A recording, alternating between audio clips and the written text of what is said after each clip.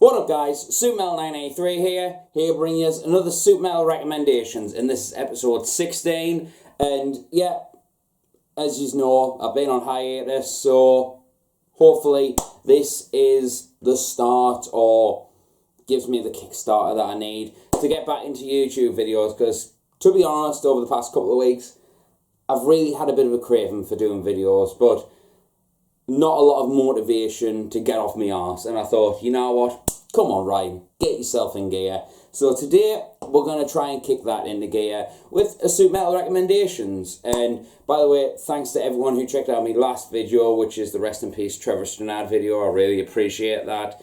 It was a very hard video to make, but I felt like I needed to do it to me hero, basically, you know. But if you want to check that video out, go ahead and check it out. But today we're going to be talking about new music, and first and foremost, I want to quickly address something. In the description, you will find a link to my new Spotify playlist that I launched probably about 3-4 months ago, something like that. Basically, a Super Metal 983 playlist full of recommendations and songs that I absolutely adore, from big name bands to smaller bands. It's all in there. It's all jams that I jammed the absolute shit out of. Some heavy bangers, some absolute riffs in there. So if you want some new music to check out, and while I'm not doing videos, definitely check out this playlist, give it a follow. And I also want to plug 13th Hour Design for doing the thumbnail for the playlist. He did an absolutely amazing job. Love you, dude. Thanks a lot for hooking us up. But yeah, make sure you check that out. But for now, let's get into some music. And for this Super Metal recommendations, I thought I'd mix it up a little bit and throw in a couple of 2022 releases and some other jams and stuff that I've been listening to as of lately, and without losing, you know, the key factors of this video series, which is exposing albums that I feel people need to check out, or even albums of bands that are very well known, but the album I feel like not a lot of people talk about, for example. So yeah, so let's get on with it. And we've got 5 releases to talk about, and obviously the last one is like my main recommendation, but also check out all the other ones. So let's stop blabbering on and let's get on with the video. So the first one is a 2022 release, and this is high up on my top albums of this year. It's absolutely phenomenal, and that is The Last 10 Seconds of Life with their self-titled album.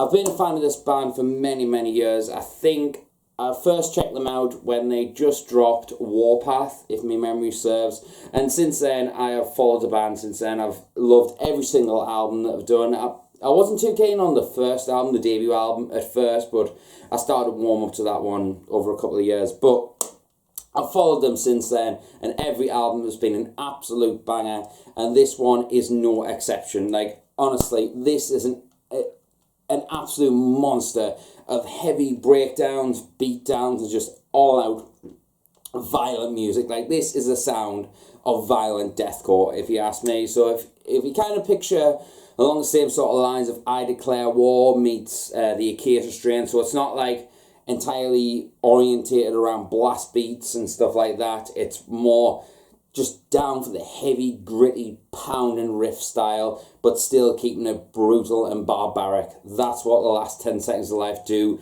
and have done so well over the years.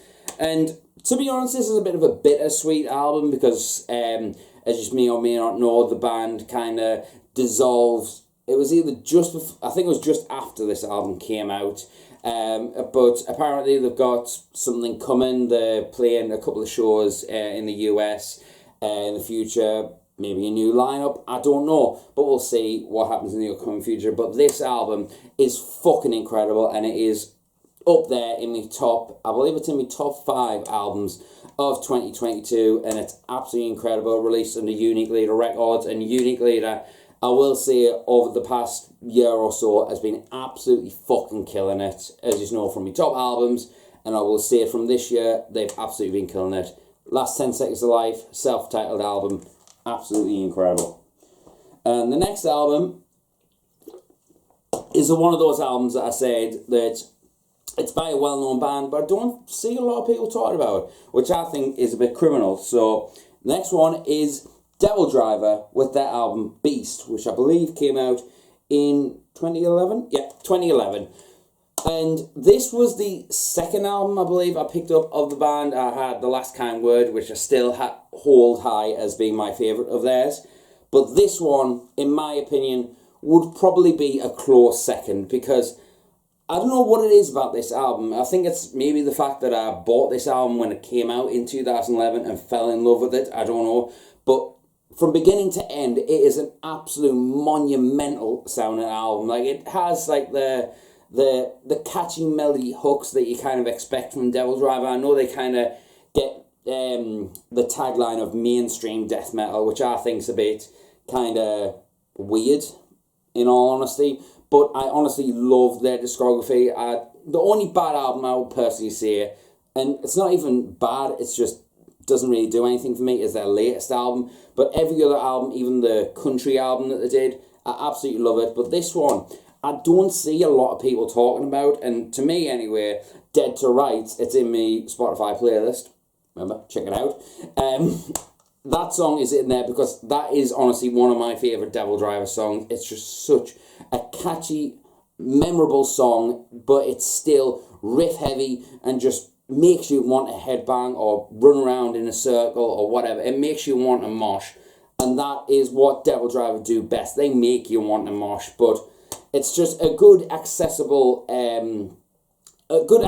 playing field, you could say, for someone who's wanting to get into death metal, I would say. And, you know, you listen to your metalcore or your groove metal or even alternative metal, and you want a pathway into death metal. I always say DevilDriver is your best bet because they have the hooks of, like, sort of, you know, alternative metal, for example, but they have the fast riffage and the fast pace of a death metal record, and I think it's absolutely fantastic. And this one, I don't see a lot of people talk about. I don't know why, because it's an absolute monster album. I honestly prefer this to the likes of Self-Titled, The Fury of Our Maker's Hands, Pray for Villains, Winter Kills. I much prefer this one, but obviously Last Kind Word will always be my favourite. But check this out if you haven't already, or gave it a fair chance, or even if you haven't spun it in a while. Give it another shot. I'm sure you will love it, because I really do. Fucking fantastic record. Now, next up is an album that I've been listening to for a long fucking time. It came out, I believe it's 2012, it says on here. And honestly, when I first heard it, I didn't think that much of it. But then my old band, Erebor, which, check them out if you haven't already, they were like bashing the living shit out of this album, and I was like, okay, I'll give it another shot. And ever since then, it's become one of my favourite progressive releases to release. And I just say that as a niche because there's a lot of progressive albums that I love, but this one is definitely up there in that spectrum. I'm talking about Obliviscaris, I believe how it's pronounced, with Portal of Eye.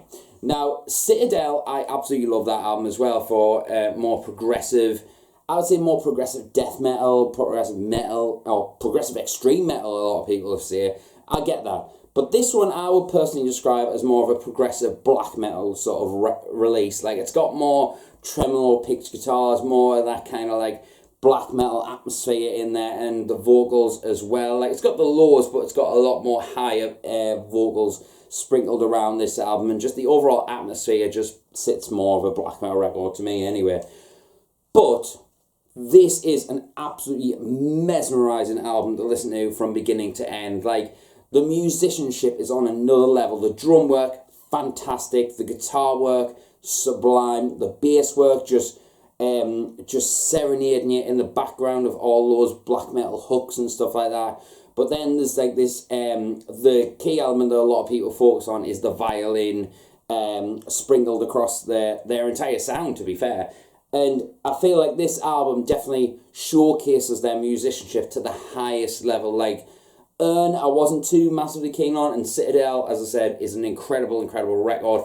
But this is where it is, if you ask me. I fucking love this album. I think it's, just from beginning to end, an absolute masterpiece of songwriting. But at the same time, it's got a lot of hooks and a lot of moments on it where you're like, shit. Like, you think you're decent as a musician, you're a decent guitar player, you're a decent bassist, you're a decent vocalist, and then you hear this and you're just like, yeah, I need to up my game a little bit. Like, I know I say that about a couple of albums, but there is only a select few, like Shockran's releases definitely make me feel that as well. But Obliviscaris, Portal of Light and Citadel do that, but this one is just fucking incredible. Make sure you check it out. It's fucking incredible. I know a lot of people know them because of Citadel and Urn, but I think a few people turn around and said, oh, I haven't actually listened to their debut album, and I'm like, really?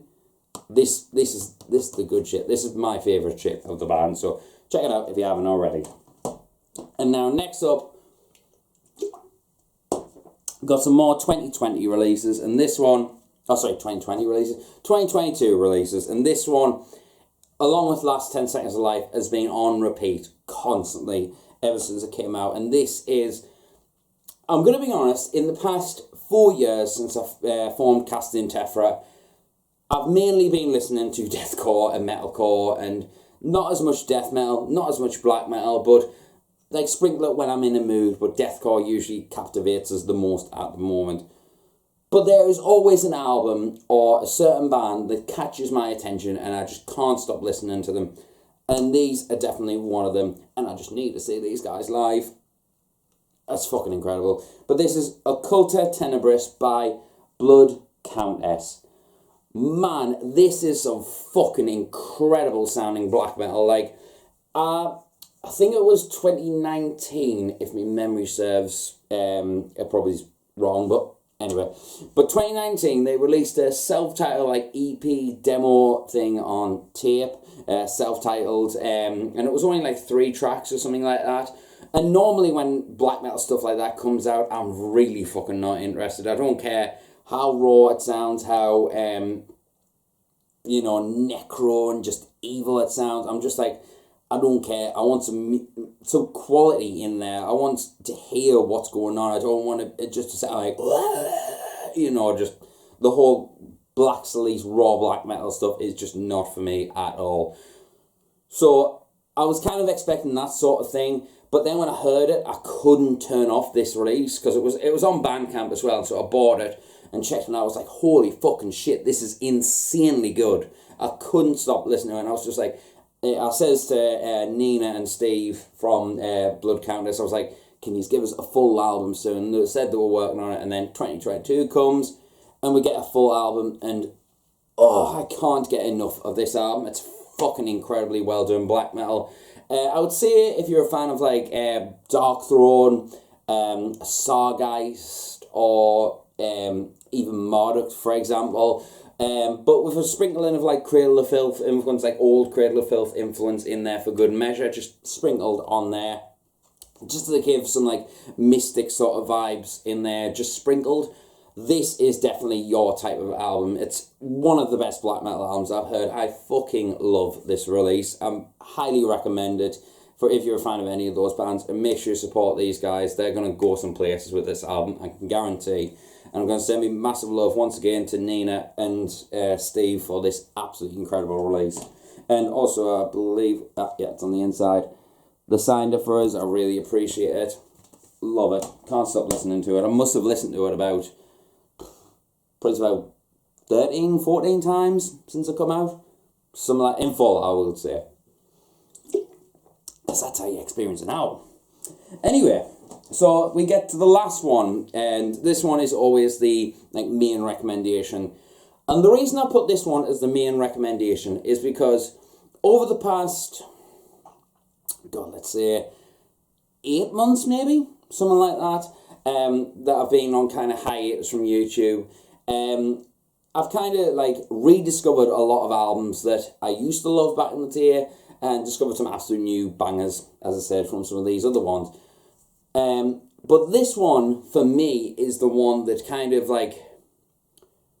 it felt like I was rediscovering them in a way, and still being blown away. Like, I knew what I was expecting, but my expectations got surpassed in a way, even though I'd already heard the album. I know this is going to sound weird, but this album really did that to us. And since then, I've had this album on repeat when it comes to my lullabies, should we say, because I love to put some music on in the background. It's quite low volume and just blissfully drift off into sleep. And this album has been at the forefront of that. And this album is turned into one of my favourite albums of all time. It's up there for me. And I'm talking about Hundredth with their album Rare. Now, this album came out quite a while back in 2017, 6 years ago, so quite a while back. And I remember falling in love with Hundredth because of like their melodic hardcore sort of sound, you know, and metalcore, some people describe them as. I love that shit. I love some of their orchestra. I saw them with on a cool headline tour with Sabbath and While She Sleeps. They were like the main support, along with Oathbreaker, I think was the other band, which was like the odd band. But anyway, after that show, I really got into like shoegaze and post-metal and post-rock, like, you know, Alcest, Catatonia, Junius, Lantlos, fucking hell, Solstafia, just all sorts of post-metal bands and shoegazy sort of stuff. So I was really into that stuff. So when I saw Hundredth was bringing out, or brought out a new album, I checked it out because I was expecting the same sort of thing as their, I believe they did a 2-part EP sort of thing. And then I read on like the genre tag that it was shoegaze, ambient, alt rock. I think it was just hardcore actually, and synthwave I think was the other one. And I was like, no, that can't be right. So I listened to the album, put it on, and there and behold, it was indeed that sort of style. Like, it was like post-hardcore alternative rock with a bit of a shoegaze vibe on there. So it's like, you know, trippy, ambient sort of synthy shit. It really surprised us. I was like, this is Hundredth now. Okay, I can check this out. And as I started to listen to it, I was like, holy shit, this is fucking incredible. And then I sort of drifted off for it. And like as I said, about 8 months ago, I put it on because I wanted something different for a drifting off sort of music. I thought, I haven't listened to that album in a while. And I was literally about to go to sleep listening to it. And then I just sat up and was just listening to the album.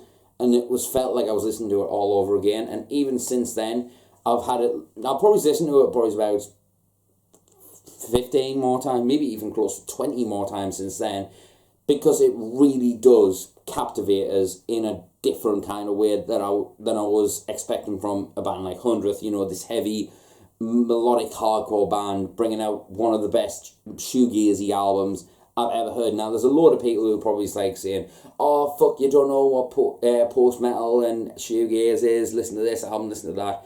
I know what that shit is, and I love it. I mean, one of the best post-rock, well, let's say shoegaze albums is Shelter by Alcest, for example. I fucking love that shit. And this kind of falls in that sort of line, but it sounds a bit more modern sounding. So if that sounds anything, if you want something a bit more elegant, it's not heavy by any means or stretch of the imagination. It's not heavy. So any of these other ones, you can expect like more intensity and stuff. But if you want something a bit more somber, a bit more elegant and a bit more beautiful, but it's still mesmerizing to listen to, check this album out. I haven't actually checked out their album that followed this, which I probably should at some point. But this album is a fucking 10 out of 10 album. I fucking love this album. And I actually, when I was doing a clear out of some old shirts and stuff like that, I found me Hundredth shirt that I got with this album. And I believe I should have some like badges somewhere, you know, the pins. I should have those lying around somewhere, but I'll probably never use those. But the shirt, I was like, fucking right. Can't believe I found them. But anyway, this album, definitely check it out. It's fucking incredible. It's different, but check it out. I highly recommend it. So yeah, we'll go through the recommendations one more time. So that's Hundredth with Rare from 2017. Now we've got Bloodcount with Occulta Tenebris from 2022. Obliviscaris with Portal of Eye from 2012. Yep. And then we've got 2011's Beast by DevilDriver. And then we've also got 2022's The Last 10 Seconds of Life, self-titled. Make sure you check out all these releases. And as I said, make sure you check out my playlist down below if you want some more recommendations. And also, I don't know if you have seen, or I don't think I've actually mentioned it on my channel yet, but my band Casting Tephra released our debut EP, Realm of Blissful Ignorance, last year. I believe it was October. I think it was October. Yeah, so links will be down below where you can check that out. And we've also done a cover of Sepultura's Roots on Slam Worldwide, which you can check that down below as well. But yeah, make sure to check out all these albums and check out my playlist and my band Casting Tephra. More videos will be coming in the upcoming future. Keep your fingers crossed. But yeah, make sure to subscribe. And I'll see you until the next video. And remember, stay metal. And I'll see you later.